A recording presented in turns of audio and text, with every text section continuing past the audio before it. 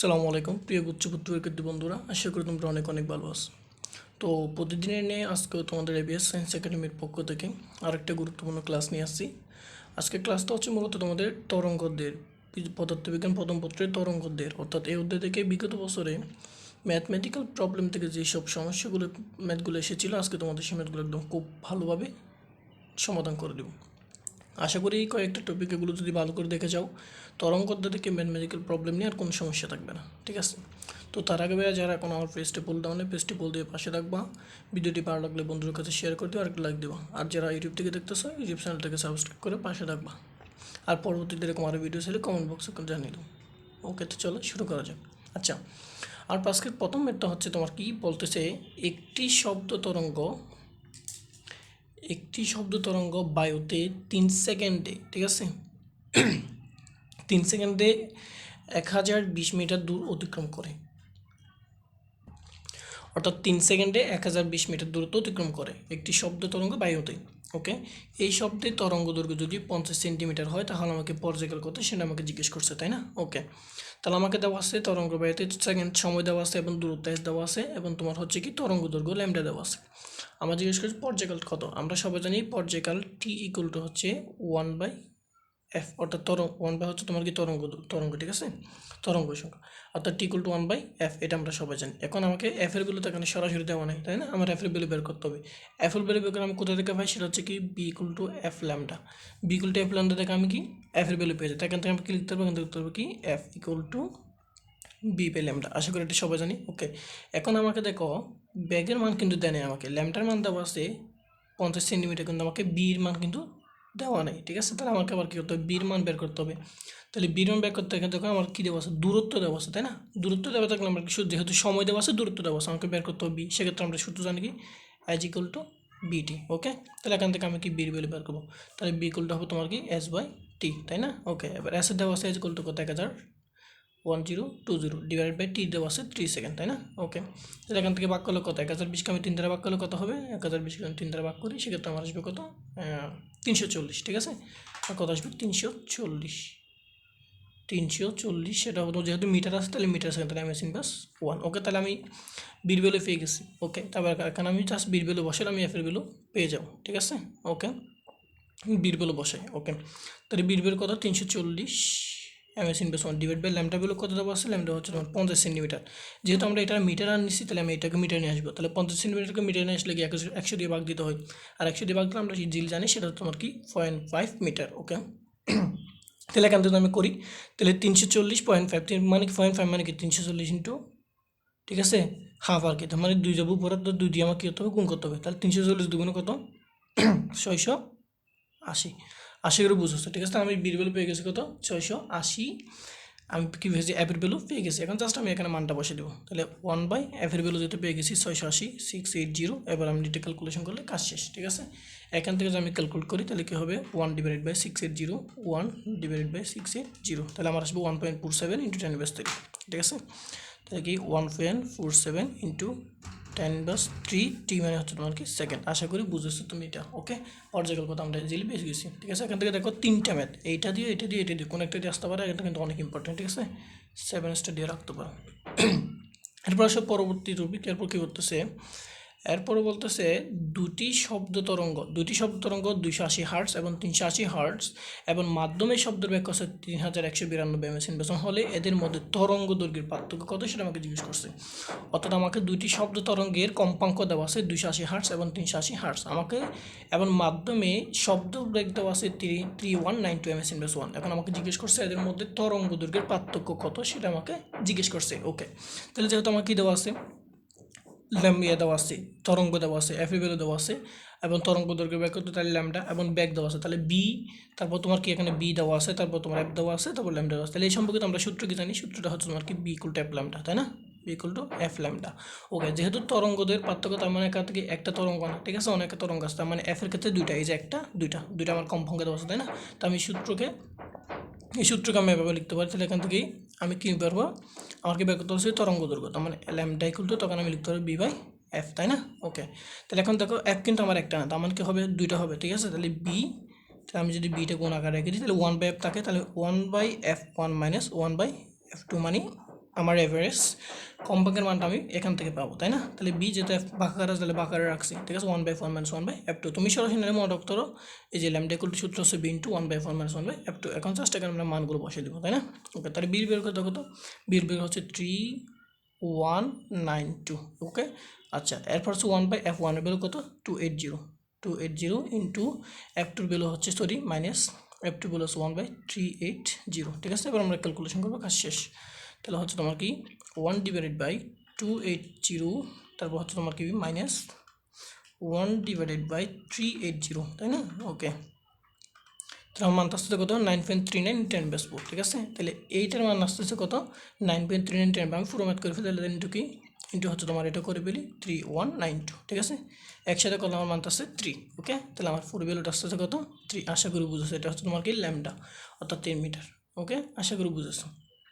এরপর আসো 3 নম্বর টপিক। 3 নম্বর টপিকে কি বলতেছে?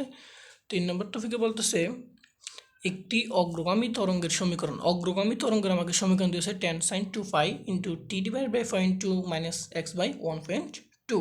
ওকে, আচ্ছা, এখন আমাকে বের করতেছে বিস্তার, বের করতেছে তরঙ্গ দৈর্ঘ্য, করতেছে ব্যাগ বের করতেছে। তুমি 7 স্টার দিতে পারো, এখান থেকে কোনো না কোনো একটা আসবে, হয় তোমাকে বিস্তার বের করতে হবে, না হয় তরঙ্গ দৈর্ঘ্য, না হয় ব্যাগ, তোমাকে কোনো একটা কিছু বের করতে হবে, ঠিক আছে? ওকে, তো আমরা এই সমীকরণটা একদম মানে 3টায় বের করে ফেলবো, কেমন? ওকে, আচ্ছা, তাহলে আমার সমীকরণটা আছে y equal two tan sin 2π t/5 into minus x/1.2। আচ্ছা, আমরা সবাই জানি একটা হচ্ছে অগ্রগামী তরঙ্গের ক্ষেত্রে, ঠিক আছে? অগ্রগামী তরঙ্গের একটি সাধারণ সমীকরণ আছে, অগ্রগামী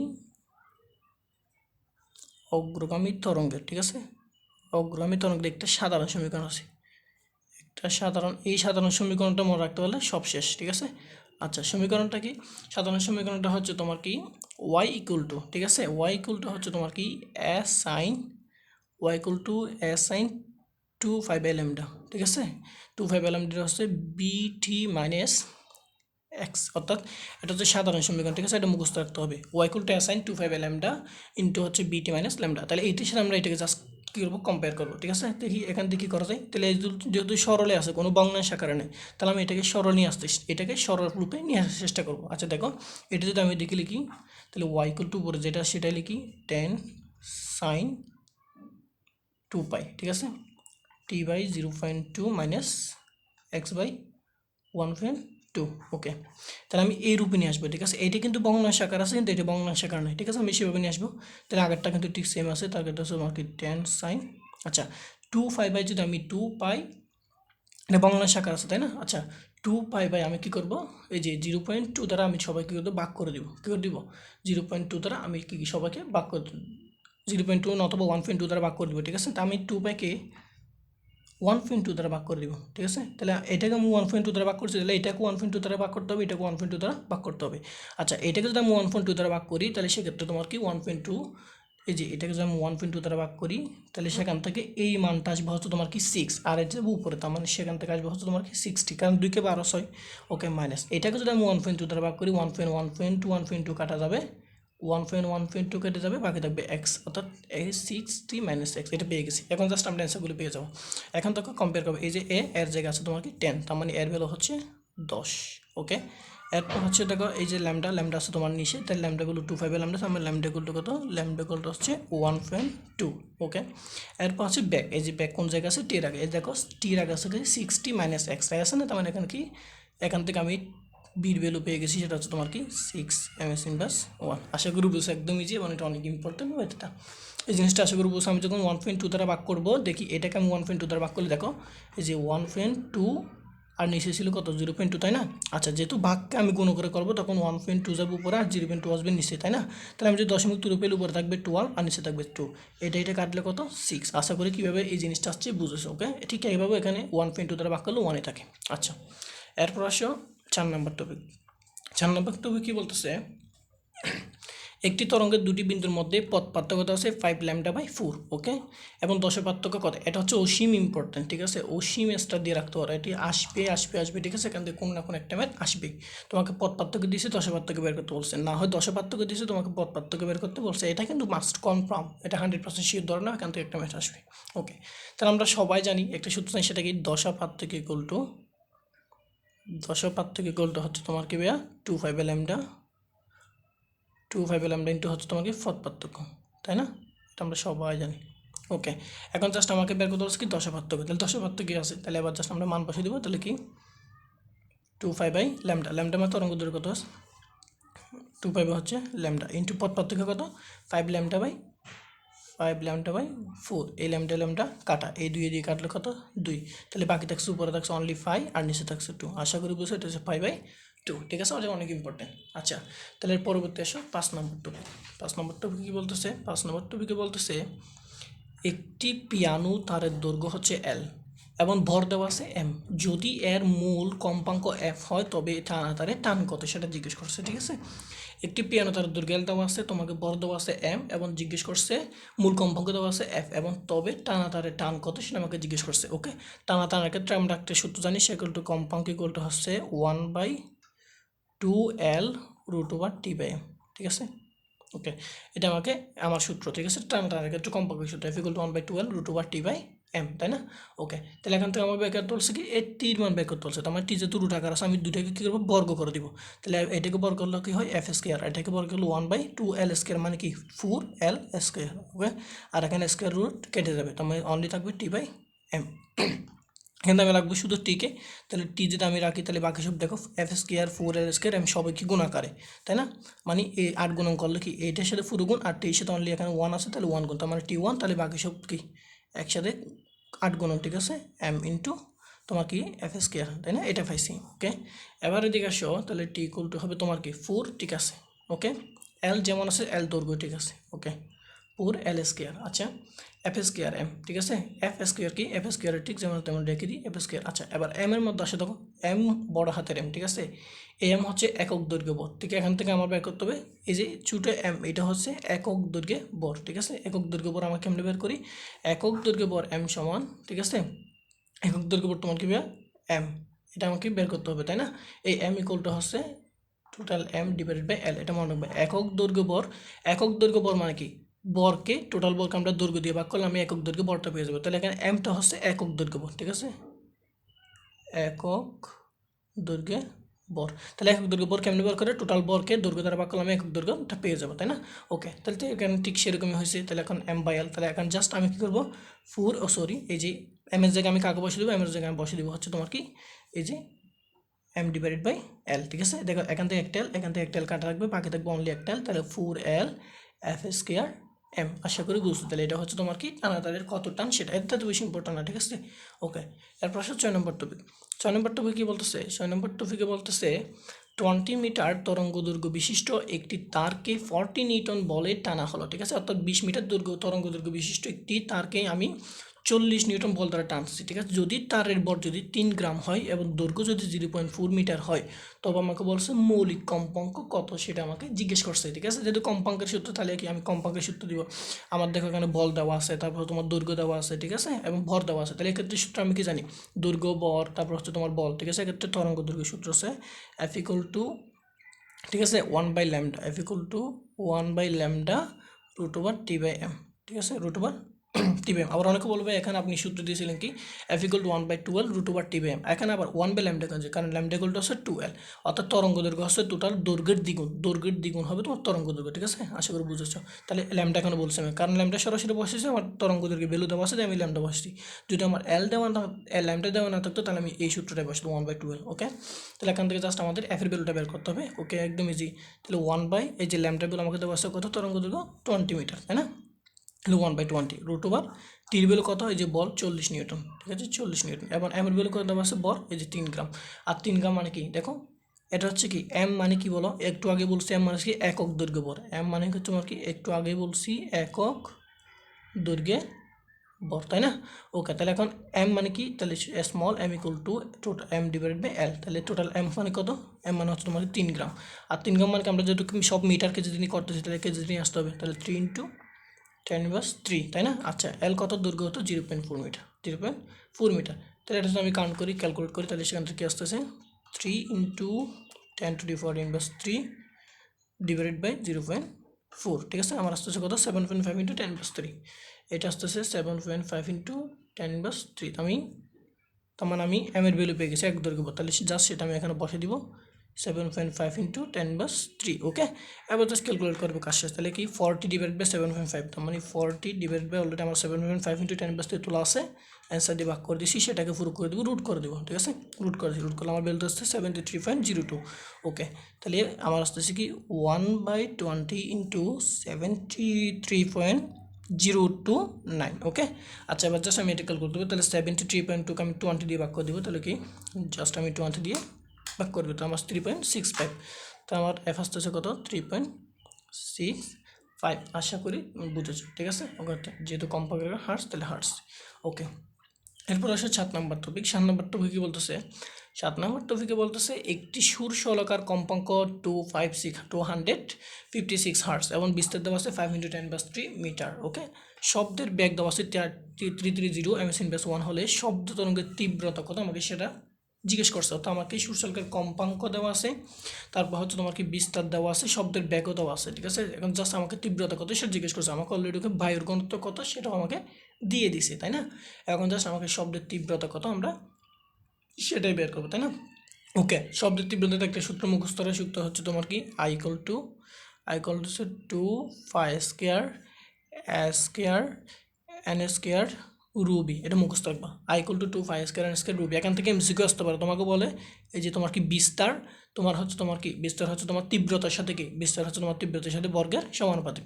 এখন তোমাকে বলতে পারে তোমার কি ঘনত্ব তীব্রতার সাথে কি ঘনত্ব তীব্রতার সাথে সমানুপাতিক, ঠিক আছে। ভেলোসিটি বেগ তীব্রতার সাথে কি সমানুপাতিক, এরকম তোমাকে জিজ্ঞেস করতে পারে ওকে। সেজন্য কিন্তু এই সূত্র অনেক ইম্পর্টেন্ট, ঠিক আছে। এই সূত্রটা কিন্তু 7 স্টার। আচ্ছা এখন জাস্ট আমরা এখানে মানগুলো বসে দিব, 2 × 5 এগুলো আমরা সবাই জানি 3.1416 হোল স্কোয়ার। আচ্ছা ইন্টু এর বিলে বিস্তার করতে হবে আমাকে, এই যে 5 × 10⁻³ 5 × 10⁻³ স্কোয়ার, তাই না ওকে। ইন্টু এন এর বিলু, এই যে এন মানে এখানে কি এন মানে কোন কী বলো, তাহলে কি 5 × 10⁻, ঠিক আছে। তাহলে কি 5 × 10⁻³ স্কোয়ার, তার মানে এন মানে কি, এখানে এন মানে হচ্ছে কম্পাঙ্ক, এন মানে কি ভাইয়া, এন মানে হচ্ছে কম্পাঙ্ক, মানে কম্পাঙ্ককে আমরা এফ দ্বারাও প্রকাশ করি এবং হচ্ছে তোমার কি এন দ্বারা প্রকাশ, তুমি খেলে এখানে এফ স্কেল লিখে দাও, কোনো সমস্যা নেই। আচ্ছা তাহলে কম্পাঙ্ক দেওয়া আছে, কম্পাঙ্ক দেওয়া আছে 256, তাহলে কম্পাঙ্ক হচ্ছে 256 তাও স্কোয়ার ইন্টু ঘনত্ব দেওয়া আছে 1.2 ইন্টু হচ্ছে তোমার কি ভ্যালুসিটি দেওয়া আছে কত, এই যে 330, তাই না ওকে। এবার জাস্ট আমরা এটা ক্যালকুলেট করে ফেলো, কাজ শেষ ওকে। তাহলে আমি আরেকটু ছোটো করি, তাহলে 2 × 3.14 স্কোয়ার, তার মানে কত 3.14 হোল স্কোয়ার, ঠিক আছে। এটা হচ্ছে 9.8, ঠিক আছে। এখান থেকে আসতেছে কি 9.8 ইন্টু আর 10 স্কোয়ার করলে কি হয় 4 হয়, 9.8 10⁴ ইন্টু 5 × 5 = 25 ইন্টু 10 ইনভার্স হচ্ছে তোমাকে 6 ওকে, ইন্টু 256 স্কোয়ার মানে কত 256 ইন্টু 256 65, আমার আসতেছে কত 65536 ইন্টু হচ্ছে 1.2 ইন্টু 330, ঠিক আছে ওকে। এটা আমরা জাস্ট সবগুলো ক্যালকুলেট করে ফেলবো। তাহলে কি আছে তোমার হাতে হচ্ছে 2 ইন্টু, তাহলে 2 ইন্টু 9.8 ইন্টু 10⁴, তারপর হচ্ছে ইন্টু হচ্ছে তোমার কি 25 ইন্টু 10⁶, তারপর হচ্ছে তোমার কি 65536, ঠিক আছে, ইন্টু হচ্ছে 1.2 ইন্টু হচ্ছে তোমার কি 330, তাই না ওকে। তারপর বেলটা আসতেছে কত, ম্যাথের ওখানে আসতেছে, আচ্ছা ঠিক আছে। এখানে আমি ক্যালকুলেট করলাম, আমার মানটা আসতেছে হচ্ছে পুরো, এটা আমি যদি ক্যালকুলেট করবো তখন মানটা আসতেছে 1376744, ঠিক আছে। যেহেতু তোমার কি তীব্রতার এক হচ্ছে কি ও W/2, আশা করি বুঝো। এটা কিন্তু ম্যাথের ক্ষেত্রে তেমন বেশি ইম্পর্টেন্ট না, কারণ এত বড় ক্যালকুলেশন তোমাকে জীবনে দিবে না, তবে যদি দিতেও পারে হয়তো, ঠিক আছে, যদি প্রশ্ন বেশি হার্ড করে। তবে এক্ষেত্রে সবচেয়ে বেশি তোমার আসবে হচ্ছে এই যে এটা, মানে তোমার কোনটার সাথে কোনটা সমানুপাতিক এবং কীভাবে আসে এই জিনিসটা। আচ্ছা এখন আসেন একদম লাস্ট টপিক হচ্ছে কোনো শব্দের তীব্রতা লেভেল যদি 1 ডেসিবেল হয় তখন তার তীব্রতার প্রমাণ তীব্রতার কত গুণ হবে, ঠিক আছে ওকে। এটা তুমি সেটা একদম শর্টকাটে মনে রাখতে পারবে, সেটা হচ্ছে তোমার তোমার অ্যান্সারটা আসবে তোমার কি 10.1 গুণ, ঠিক আছে। তো 1 ডেসিবেল বলছে না, তার মানে 1 ডেসিবেল বলতে তোমার কত গুণ হবে জানো 10.1 গুণ। আর যদি তোমাকে 2 ডেসিবেল বলতে তাহলে সেক্ষেত্রে হচ্ছে 10.2 গুণ, যদি 3 ডেসিবেল বলতে সেক্ষেত্রে হচ্ছে 10.3 গুণ, এভাবেই হতো, ঠিক আছে। তবে ম্যাথের মাধ্যমে করা যায়, তাহলে আমরা ম্যাথের মাধ্যমে কীভাবে করি সেক্ষেত্রে দেখো, তীব্রতা লেভেল কিন্তু আমরা একটা সূত্র জানি, তীব্রতা লেভেল সমান হচ্ছে তোমার কি 10 log